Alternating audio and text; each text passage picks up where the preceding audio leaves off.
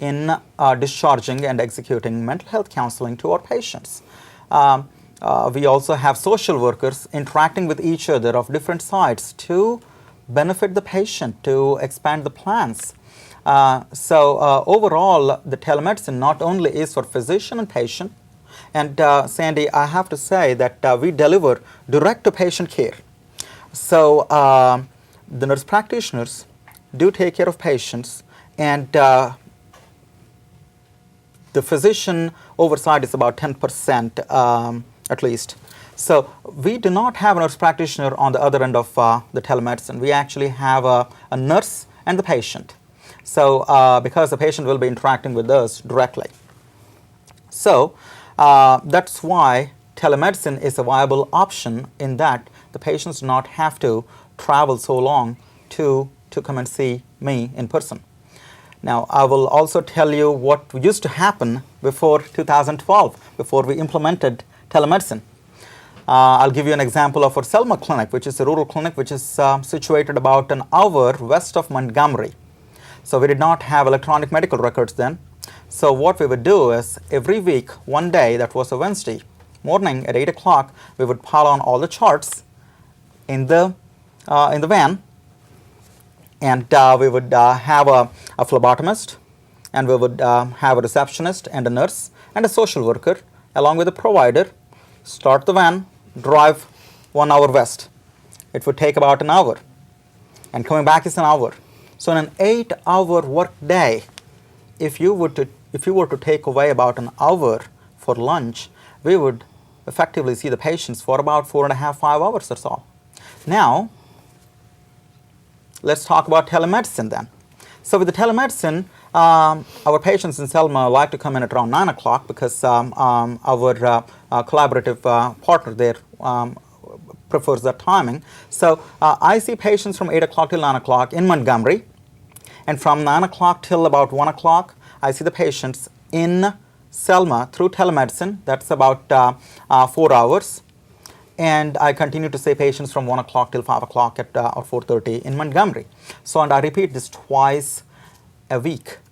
So I'm effectively giving just 8 hours of care to the patients that we used to do in the past also, but we have doubled, literally doubled the hours of access.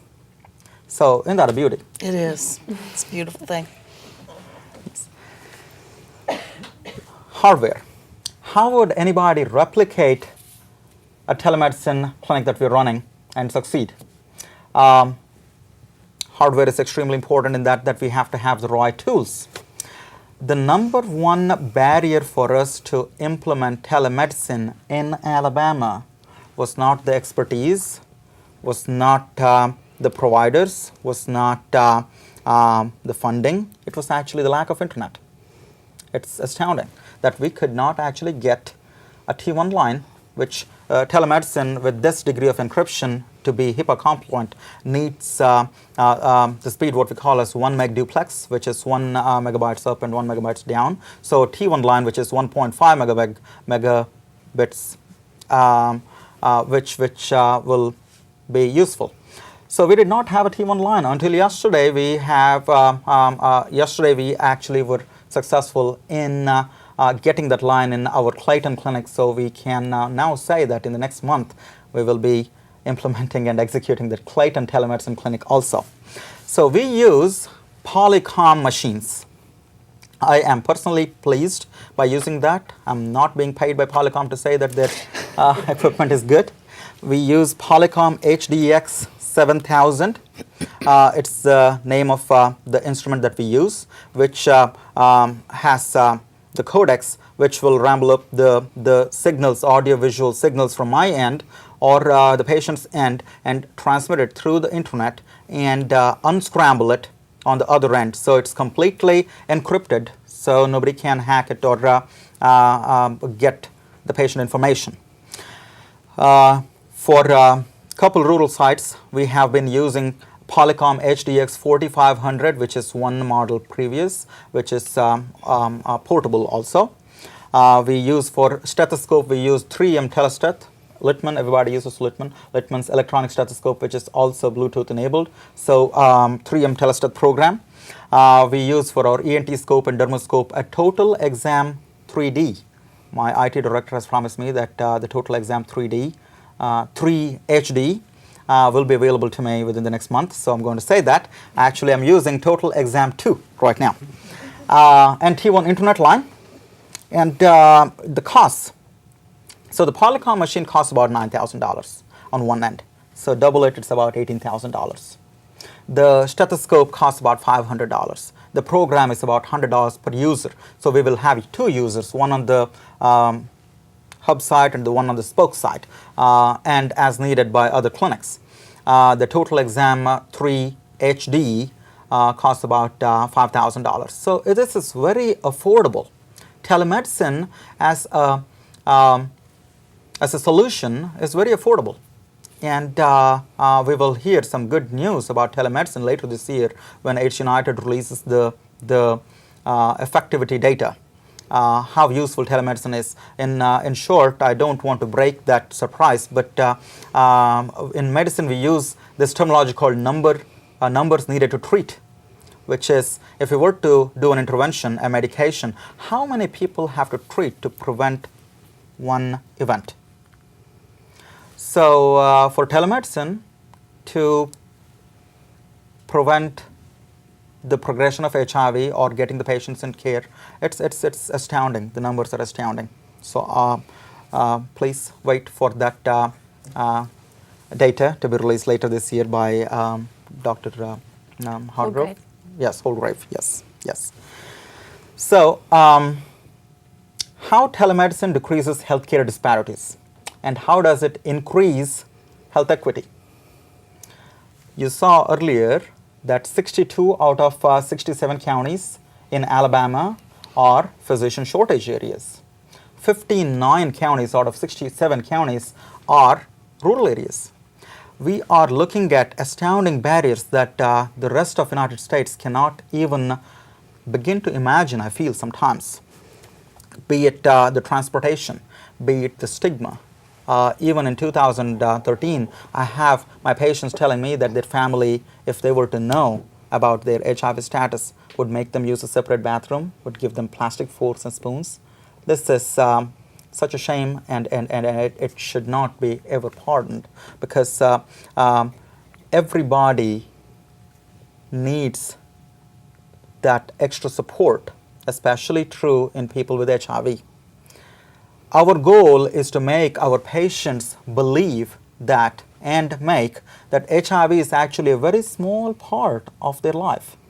It should never be the be-all and one-all part. So they can go about taking care of whatever they enjoy and do about their business. So this telemedicine actually fills in the gap in that access to care, the rural health. People will have access to health care. The grand vision is that if we were to connect all HIV clinics in the state of Alabama, we can have a wonderful patient-centered medical home if there is an electronic medical record interoperability and such kind of things. Well, there is a lot of logistics to that one, but we can have a wonderful patient-centered medical home for everybody with HIV in the state of Alabama, and this is a doable thing. So let me tell you a couple stories to see, for me to kind of say how telemedicine has impacted my patients in particular. Well, let's rewind the day to 2012. I have this wonderful lady as a patient who is about in her early 30s. Because of HIPAA laws, and because of just a decency, I'll never inform who that is and such things. But I know she would want me to tell, though. She has history of AIDS, HIV and AIDS, since 2005. She was in care, but she dropped out of care. This was in 2009. In 2010, she came back to care. She was 87 pounds then. Her CD4 was less than 1. Less than 1 is non-existent CD4. The normal CD4 level is 500 or above. Anything less than 200 we call as AIDS. AIDS is acquired immune deficiency syndrome. So HIV is a virus, that's the infection, and if there is an immune deficiency that is acquired, That's called AIDS. So either CD4 falls less than 200 or one of the 23 criteria that CDC has put forward if the patient were to get it. This was because of non-adherence. Well, to the point that her own family was thinking that she was faking it because she was not taking care of her daughter. Well, the daughter is negative. And she was incidentally diagnosed when she was pregnant with her first daughter. So she got into care. She did wonderfully well. She started medications. She's on what we call a salvage regimen. That means as of today, unless new medications come out, she does not have any other choice of medications if she were to lose this regimen. And for HIV medications to work, we need a near 100% adherence. Patients will have to take medications every single day. Every single day. And if the patients do not take medications every single day, this HIV, which is a living organism, will adapt and create mutations to withstand these medications and become resistant to these medications. So my patient, my lady, was on salvage regimen. And she was doing wonderful. Her CD4 actually increased to over 500. And she meets this wonderful man in my waiting room, who is also my patient. And they get married. And they're pregnant. And everything is fine. And she gives birth to a beautiful baby girl. And unfortunately goes into postpartum depression. And the husband also goes into depression, that they both become non-adherent. At least one of them reverts back to substance use. And both of them stop taking their medications and actually start taking medications intermittently, which is extremely dangerous in HIV. So the follow-up visit, I saw the patient. And she was distraught. And she did confide in me that she was not taking her medications right. And as a provider, I was worried because this is a salvage regimen and she deserves a right to live her life fully. So immediately, within 24 hours, we contacted our counselor who is in Dothan, which is 2.5 hours away. For me, it's 2.5 hours. For some, for example, Mike, it's probably 1.5 hours away. Our counselor could talk to her. We started her on medications. She went through the counseling sessions. She started taking her medications back, and she is undetectable again. Without telemedicine, it was probably, and she is uninsured. So it was probably impossible to get her into the care of a counselor so quickly. And we could have seen some pretty bad outcomes. So now the patient is doing wonderful. She's undetectable. Actually, she has started her master's program. She is starting her master's program this fall. Yes. Yes. Have you had some experiences like that, Mimar? We have. We've had some great experiences where clients have needed extra help. We also use our telemedicine for translation services. Which is a big help because we have a translator in Huntsville, but we don't have one in Florence. And we've also used our telemedicine for psychiatry. Yes. And I'm going to talk a little bit about our substance abuse program. Absolutely. Yes. So I do feel this telemedicine is a wonderful adjunct to healthcare in Alabama.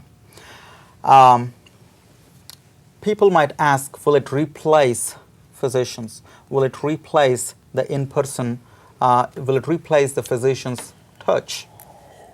Well, it will not replace it. It will not replace it. It's an adjunct. Like I said, there's job security for you. You're not going to be replaced completely with telemedicine. Well, the last time somebody told me that, I actually was a little prissy about it and actually told them that I'm too good to be fired. Oh, okay. Anyway, let's get back to so telemedicine is a wonderful adjunct to the routine healthcare, especially true in healthcare shortage areas wherein our patients do not have access to care, access to healthcare. Also, it's true that when patients come in, or any person who would come in the same community, when it's not labeled an HIV clinic. For example, in Selma, we have a wonderful collaboration going on with UAB Family Medicine Residency Program. I also forgot to say that we also train family medicine residents and medical students and pharmacy students and nursing students also, and they also get a hang of what telemedicine is and such things. So telemedicine is a wonderful, wonderful piece of equipment or a resource for routine care, for some of the acute care also. But if a patient were to come in with abdominal pain, we might not be able to do much because palpation is important. If we go back to what I said about examination part, we can do inspection wonderfully well. We can do auscultation beautifully. Only thing that's lacking is palpation.